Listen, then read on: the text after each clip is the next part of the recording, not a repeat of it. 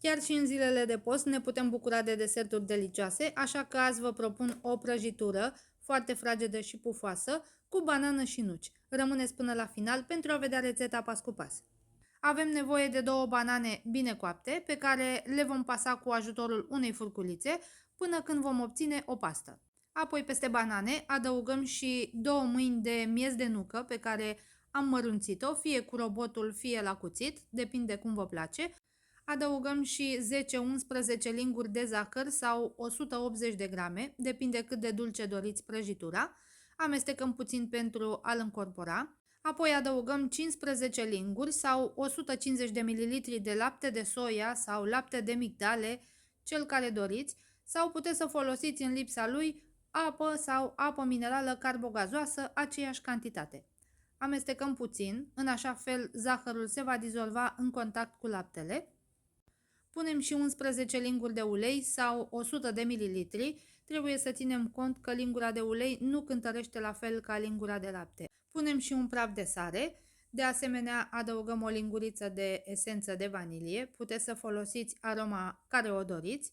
O linguriță de scorțișoară măcinată. Aceasta va da o aromă extraordinar de plăcută prăjiturii.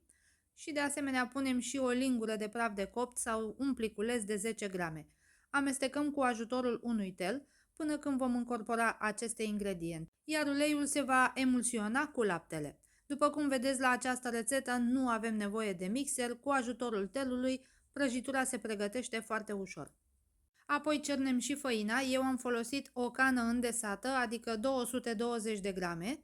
O cernem de 2 ori, punem o dată o parte, o încorporăm cu ajutorul telului și facem același lucru și cu cea de-a doua parte. Dacă vă plac rețetele mele, nu uitați să apăsați butonul de urmărire pentru a fi la curent cu toate noile publicații. Și de asemenea vă aștept să-mi spuneți în comentarii din ce localitate a țării sau din afara ei urmăriți această rețetă. La final amestecăm bine cu o spatulă pentru a ne asigura că făina este în totalitate încorporată. Preîncălzim și cuptorul la 180 de grade Celsius cu căldură de sus și de jos și de asemenea pregătim și tava în care vom coace prăjitura, o vom tapeta cu hârtie de copt. Eu am folosit o tavă cu dimensiunile de 20 pe 20 de centimetri.